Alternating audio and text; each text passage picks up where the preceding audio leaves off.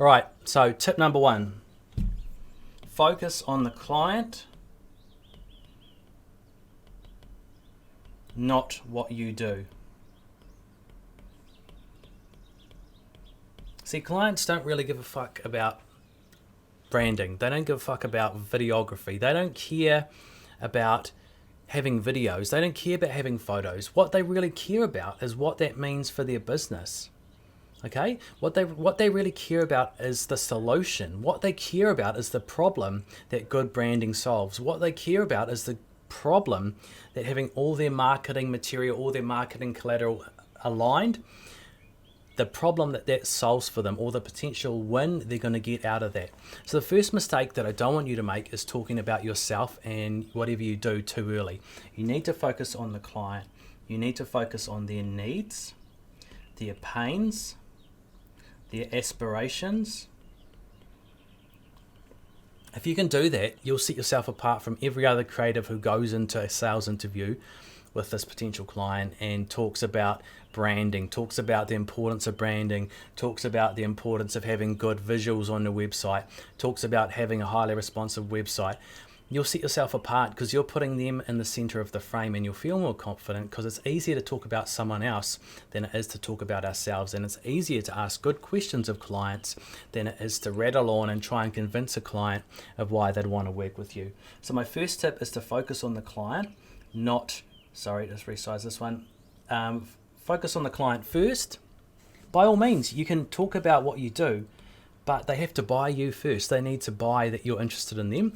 They need to buy that you're invested in them and you understand them and their business better than anybody else.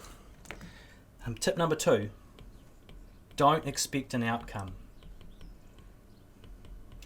Now, they talk about focusing on the process. If you focus on the process, you'll reach your goals anyway. If you focus on the goal, then you can forget about the process. What I'm trying to say here is don't expect a certain outcome. If you go into a client interview and go, I need to sell this job, I need to get this job, it puts pressure on you, it puts pressure on the client, and it creates a pressurized situation where everybody feels it.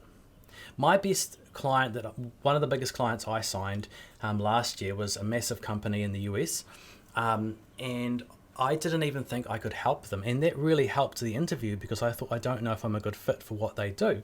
They ended up signing up because I didn't create a pressurized situation. I didn't go, I'm going to sign this client, I need to sign this client. Instead, I focused on the process. I focused on understanding that client first better than anybody else could. And by doing that, they felt at ease and they felt there was no pressure. So don't pressure yourself to sell the client. Don't expect that outcome. The only outcome you're looking for is understanding the client, understanding if they have a problem you can help them with, and starting a relationship. Hope that makes sense. Third tip is don't get stuck on the curse of knowledge. Okay? So the curse of knowledge is when we know our stuff so well that we expect everyone else to know it too. We know so much about branding that we think, oh, everybody must know this stuff. And what that does is it diminishes you. What that does is it makes you feel like what you know is not important. And we can fall into this trap because we know our stuff so well, and also all our friends and our colleagues, they know it too. It's common. It's a common language we talk. It's a common thing we talk about. So what that means is when you're in front of a client, you feel like, oh, I don't feel very confident right now because, they probably know this stuff, or maybe they don't even understand this stuff. And we start to kind of question our abilities, and we start to question the importance of what we're doing. What you need to understand is your client, your potential client, is meeting with you because they think you can provide them a solution. When you're having a sales call with them, it's your job to either prove that or disprove that. If you're good at what you do, you need to prove that. And what you need to understand is you are good at what you do. You may still be building up your sales chops. You may still be building up your interviewing technique chops. But you're good at what you do. You understand what you do. and you're adding value to your clients because they don't know how to do this stuff, and you know how important it is to have good branding, to have good messaging for a business owner. You know how much it can make or break a business. So just be understanding of the fact that you know your shit and you can add value to your clients. So don't feel like everybody knows this stuff and it's not valuable.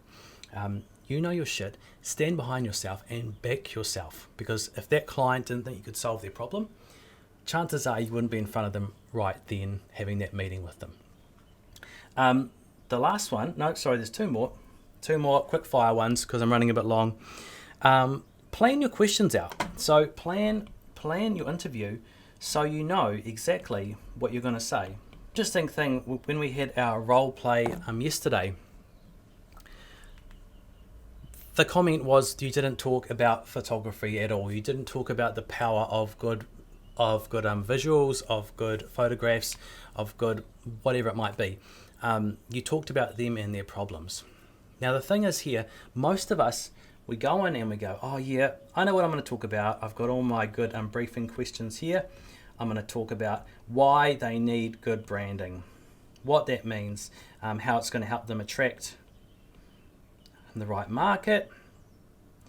It might help them attract investors,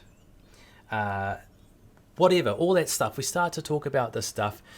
And look, the client doesn't really care as much as they care about you understanding them and understanding their problems. So instead of going into an interview with your briefing questions all planned out, by all means, keep your briefing questions. You need to ask those things. But you need to plan your questions so you know exactly the information that you want to get out of the client, because you must remember you're building a case for why they would want to work with you. So plan your questions out ahead of time and have a structure or a script that you follow so you know exactly what you're doing at each stage, because the worst thing you can do is go into an interview with no plan and just ask random questions and hope for a good outcome, because what that means is the client feels confused. The client doesn't feel confident because they go, hey, this person doesn't have a process. They're just flying by the seat of their pants and hoping for the best. By having a plan, you know where you're at each stage in the call, the client knows, and there's more confidence all around, and the client feels understood finally. Hey, so last one, and this is real quick. If you know you can help someone, ask for the business, okay? Ask for the business.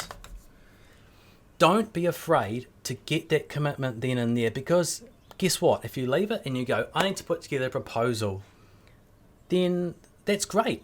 We all need to put together proposals, right? We all need to, plan things out and work out the scope of a project and work out the costings and blah, blah, blah, all that shit. We have to do that stuff.